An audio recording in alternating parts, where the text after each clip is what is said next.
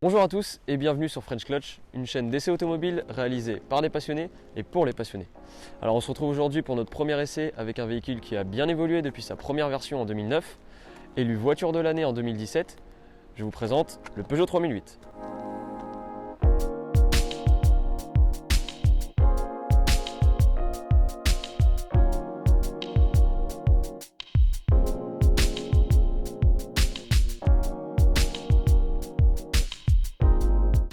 Alors sa première version fut beaucoup critiquée, notamment par son design un peu trop familial, mais Peugeot a su corriger le tir en proposant un véhicule à la fois dynamique et sportif.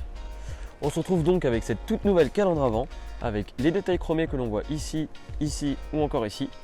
On a également de tout nouveaux feux LED Peugeot Technologie. On retrouve des anti-brouillards qui viennent avec le pack GT Line. Et enfin, le lion et la marque Peugeot pour le rappel à la marque. A l'arrière, on retrouve la même volonté de Peugeot d'offrir un véhicule dynamique et sportif, notamment avec ce béquet qui plonge vers l'arrière pour rappeler la ligne sportive du véhicule. On a également la présence des feux si caractéristiques qui rappellent les griffes du lion, présents également sur les autres véhicules de la marque. Je pense notamment à la nouvelle 208 ou la nouvelle 2008. Pour son design, Peugeot s'est beaucoup inspiré du concept car Quartz présenté au Salon de Genève en 2014. Et on peut voir que la marque a gardé beaucoup d'éléments du concept car, aussi bien à l'extérieur qu'à l'intérieur.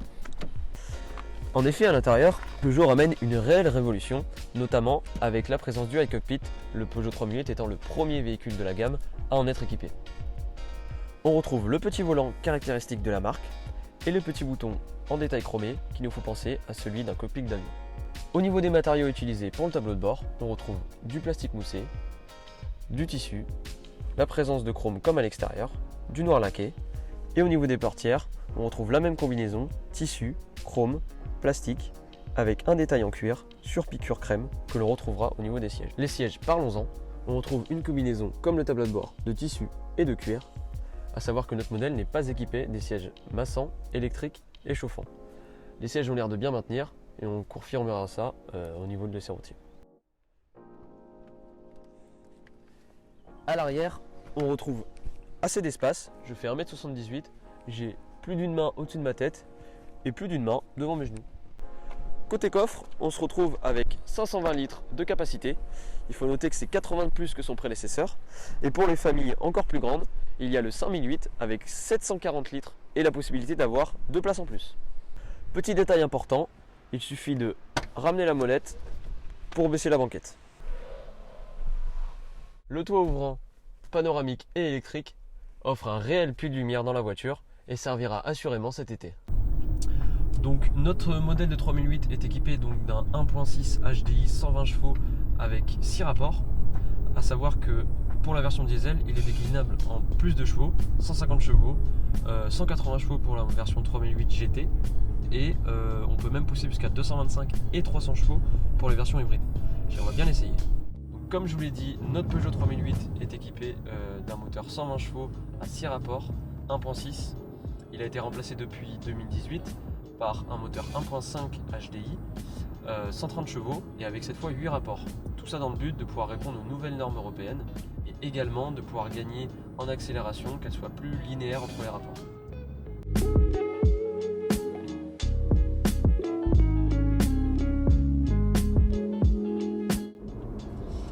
Avant de vous parler du comportement routier, j'aimerais juste revenir sur les différents équipements au niveau du tableau de bord et du volant. Moi honnêtement, toutes les commandes tournent vraiment sous les pouces, c'est vraiment bien pensé ce petit volant. On a le volume qui est réglable juste ici, commande vocale, changement des cadrans comme vous pouvez le voir avec le iCockpit. Là je choisis par exemple navigation et je laisse agir et ça va changer totalement l'habillage des cadrans comme vous pouvez le voir. Donc je vois ma navigation un peu à la Audi, au cadran d'Audi en fait.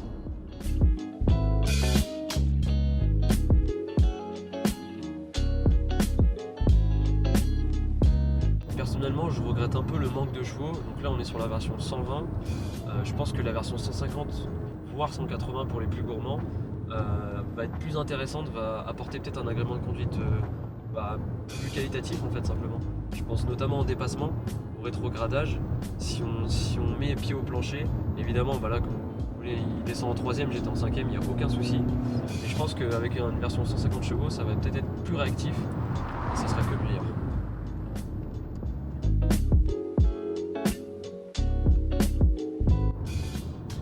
Au niveau des aides à la conduite, alors on a à peu près le package on va dire habituel, c'est-à-dire les aides à la conduite pour se garer, donc les caméras autour, on a une caméra 360, ça c'est vraiment pas mal.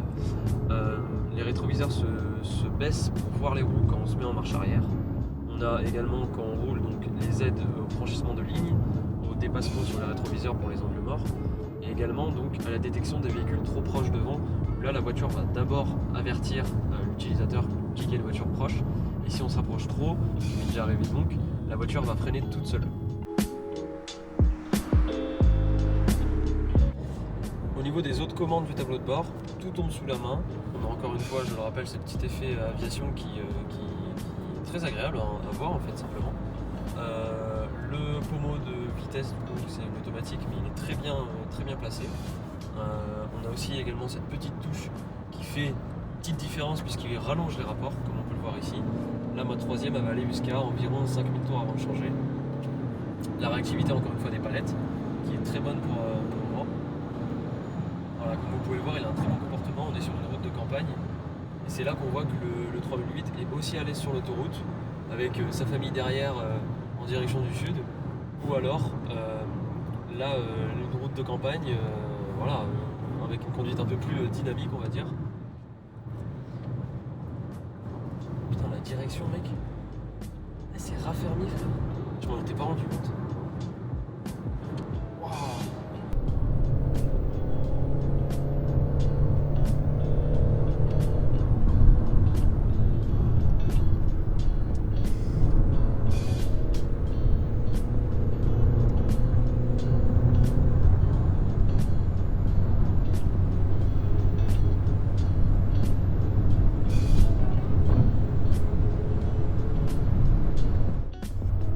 Voilà, on a fini de faire Jojo. C'était cool. C'est notre première vidéo sur French Clutch.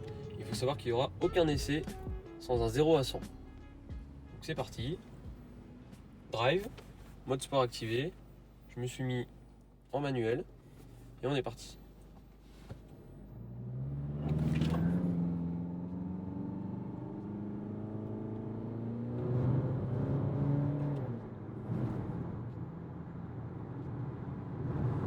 Et c'est fait. Ça a pris un peu de temps forcément. Je rappelle qu'on est sur un moteur à 120 chevaux donc.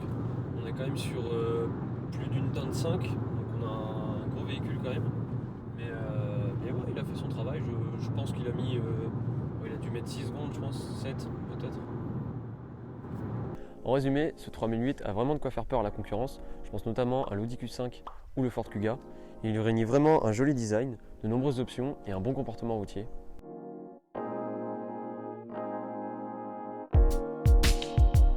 Les différentes tarifications de ce 3008 se situent entre 27 000 € pour les versions les plus basiques jusqu'à 54 000 € pour les versions hybrides et full option.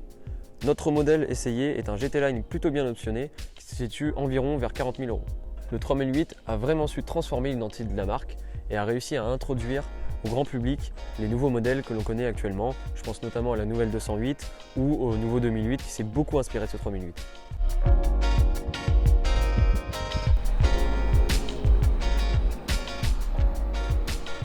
Merci d'avoir suivi ce premier épisode, on l'espère, d'une longue série. N'hésitez pas à vous abonner, à lâcher un like, un commentaire éventuellement. Et en attendant, on vous dit à bientôt sur French Clutch. Prenez soin de vous!